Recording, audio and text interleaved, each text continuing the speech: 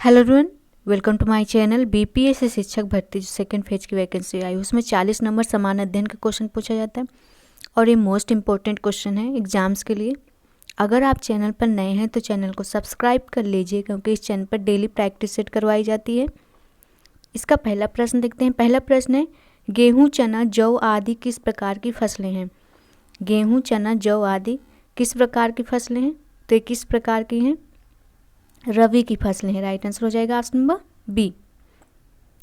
रबी की फसलों को शीत ऋतु में अक्टूबर से दिसंबर के मध्य बोया जाता है और ग्रीष्म ऋतु में अप्रैल से जून के मध्य में काट लिया जाता है। तो राइट आंसर हो जाएगा option number B. Next question है, भारत में अधिकांश छोटे किसान पूंजी की व्यवस्था करने के लिए पैसा किससे उधार लेते हैं? तो इसमें पूछा गया है, भारत में अधिकांश जो छोटे किसान होते हैं वो पूंजी की व्यवस्था करने के लिए पैसा किससे उधार लेते हैं? तो किससे लेते हैं?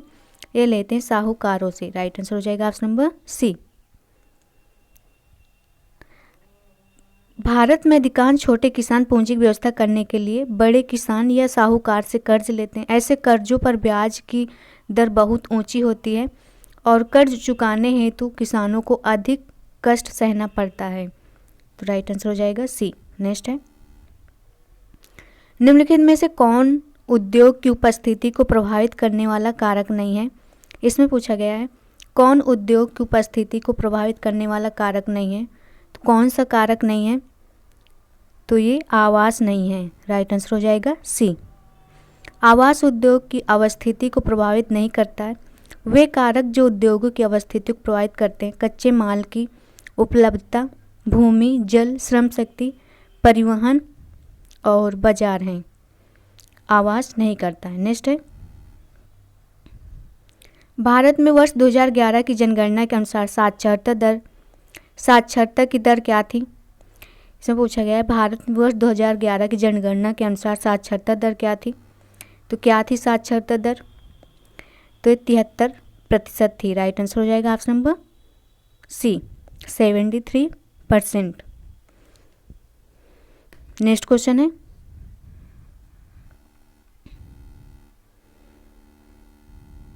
कथन दिया गया है। कथन क्या दिया है? साक्षरता प्रत्येक नागरिक का न केवल अधिकार है बल्कि यह नागरिकों द्वारा अपने कर्तव्यों का ठीक प्रकार से पालन करने तथा अपने अधिकारों का ठीक प्रकार से लाभ उठाने के लिए अनिवार्य तत्व है। इसमें दिया गया है, कथन क्या दिया गया है?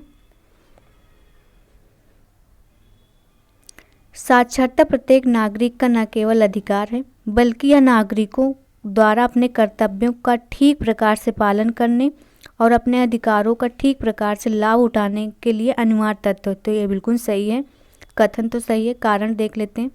कारण दिया है, जनसंख्या के विभिन्न भागों व महिला पुरुष की साक्षरता में व्यापक अंतर नहीं पाया जाता है।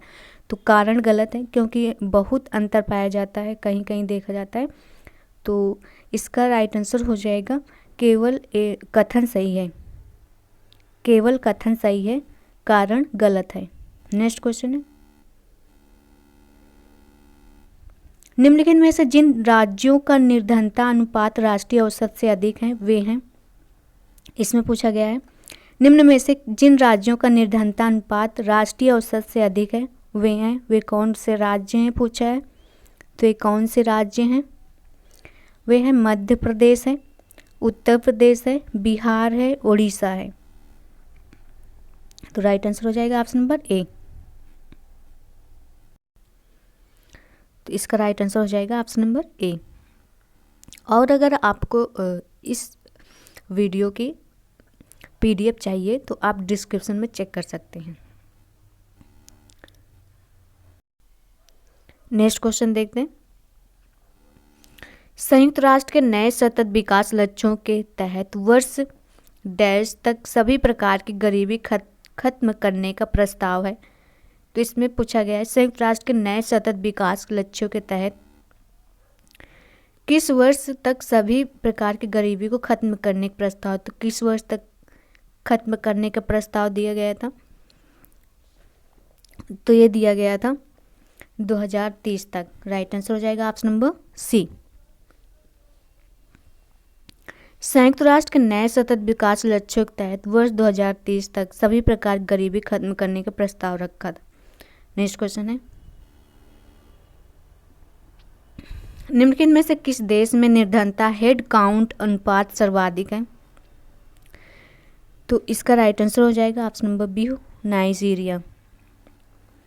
नेक्स्ट क्वेश्चन है, अंत्योदय योजना द्वारा पात्र परिवारों को अनाज की मात्रा 25 किलोग्राम से बढ़ाकर 35 किलोग्राम प्रति परिवार किस वर्ष की गई थी? तो 21 वर्ष की गई थी, 2002 में की गई थी। राइट आंसर हो जाएगा सी।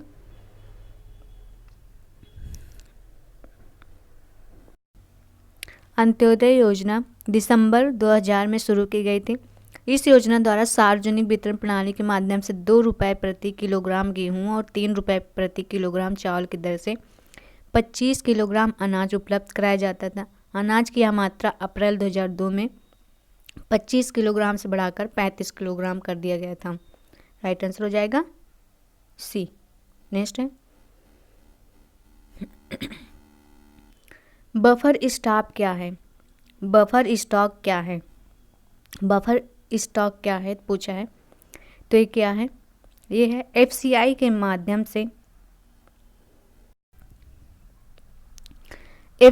माध्यम से सरकार द्वारा अधिकृत अनाजों का भंडार। राइट आंसर हो जाएगा option number A. Next question है, प्रायोगिक तौर पर एकीकृत बाल विकास सेवाएं ICDS कब शुरू किया गया था? तो ये कब शुरू किया गया था ICDS योजना? तो ये किया गया था 1975 में। राइट आंसर हो जाएगा option number C. Next question है, भारत में क्षेत्रीय ग्रामीण बैंकों की कितनी संख्या है? भारत में क्षेत्रीय ग्रामीण बैंकों की संख्या कितनी है? तो कितनी है? 43 है। राइट आंसर हो जाएगा सी। नेक्स्ट है, निम्नलिखित में से कौन सा आयोग क्षेत्रीय ग्रामीण बैंक से नहीं जुड़ा है? इसमें पूछा गया है कौन सा आयोग क्षेत्रीय ग्रामीण बैंक से नहीं जुड़ा है। तो कौन सा आयोग नहीं जुड़ा है? आबिद हुसैन समिति। राइट आंसर हो जाएगा option number D. Abid Hussain समिति का संबंध छोटे और मध्यम उद्यम के वित्तीयन से है, जबकि RG सरैया, नरसिंगम खान समिति और चक्रवर्ती समिति, ये सभी क्या हैं? क्षेत्रीय ग्रामीण बैंकों से जुड़े हैं। नेक्स्ट क्वेश्चन है, स्वयं सहायता समूह SHGS में अधिकतम कितने सदस्य होते हैं? तो कितने सदस्य होते हैं इसमें? इसमें होते हैं 20। राइट आंसर हो जाएगा ऑप्शन नंबर बी। एक स्वयं सहायता समूह समरूप वर्ग के लगभग 20 व्यक्तियों का एक छोटा समूह होता है जो सामाजिक आर्थिक लक्ष्यों को प्राप्त करने के लिए एक साथ आते हैं। नेक्स्ट क्वेश्चन देखते हैं,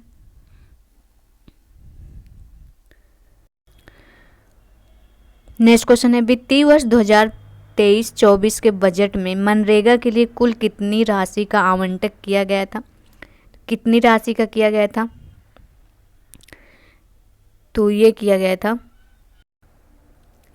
था 60,000 करोड़ रुपए का। राइट आंसर हो जाएगा option number C. Next question है, संगठित क्षेत्र के संबंध में सत्य कथन है। संगठित क्षेत्र के संबंध में सत्य कथन है, तो इसमें से कौन कौन सत्य हैं देखते हैं।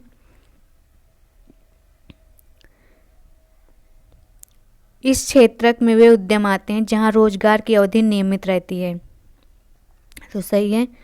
और दूसरा, ये क्षेत्र सरकार द्वारा पंजीकृत होते हैं और उन्हें सरकारी नियमों एवं विनियमों का अनुपालन करना होता है, तो दोनों सही हैं। इसका राइट आंसर हो जाएगा ऑप्शन नंबर सी, ए और दोनों सही हैं।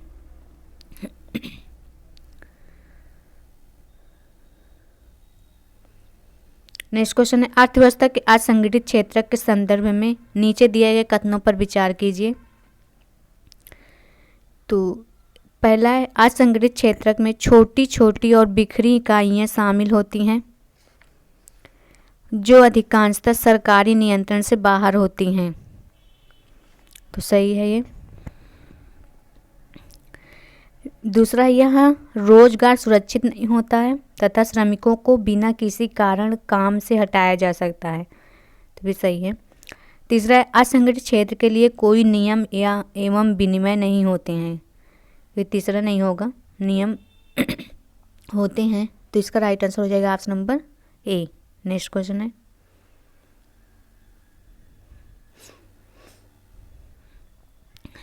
है, भूमिगत जल उदाहरण है, भूमिगत जल उदाहरण है, तो ये किसका उदाहरण है? भूमिगत जल उदाहरण है, तो ये है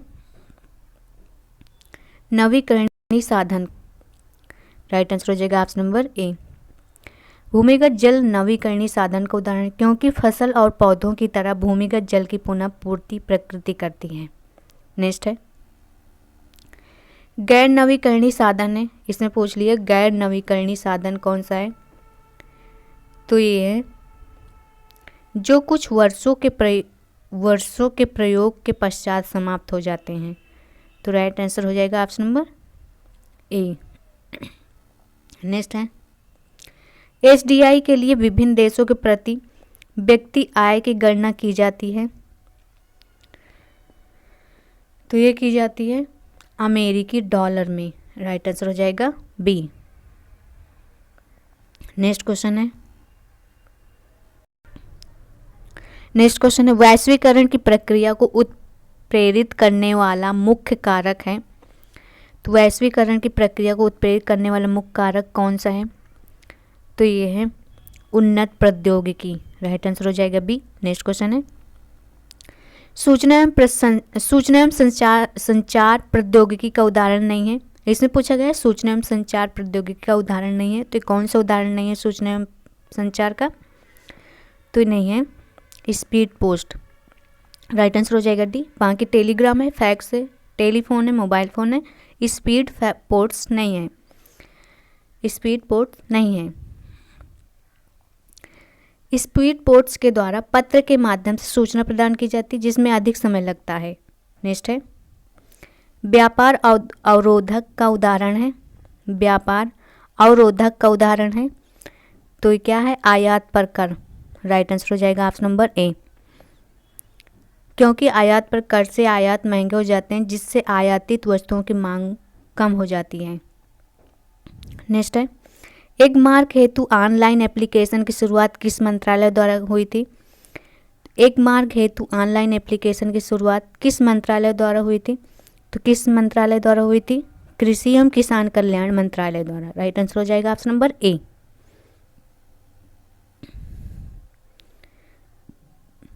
नेक्स्ट क्वेश्चन है,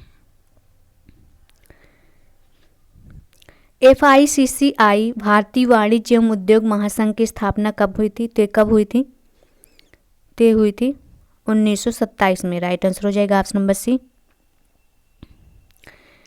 FICCI का फुल फॉर्म क्या होता है, federation of Indian chambers of commerce and industry. इसकी स्थापना 1927 महात्मा गांधी की सलाह पर घनश्याम दास बिरला एवं पुरुषोत्तम ठक्कर द्वारा की गई थी। इसका मुख्यालय कहाँ है, तो नई दिल्ली में है। नेक्स्ट है, इडली डोसा व उपमा निम्नलिखित में से किस राज्य का मुख्य भोजन है, तो इडली डोसा व उपमा किस राज्य का मुख्य भोजन है, तो किसका है, तमिलनाडु का है, राइट आंसर हो जाएगा ऑप्शन नंबर सी। और ये मुख्यतः जो होता है ना सुबह खाया जाता है, जबकि वड़ा बौड़ा व मैसूर पाक शाम के नाश्ते में किया जाता है। नेक्स्ट है, नगरों में व्यापार करने के लिए लाइसेंस किसके द्वारा जारी किया जाता है, तो किसके द्वारा जारी किया जाता है लाइसेंस, नगर निगम के द्वारा किया जाता है, राइट आंसर हो जाएगा ऑप्शन नंबर सी। नेक्स्ट है,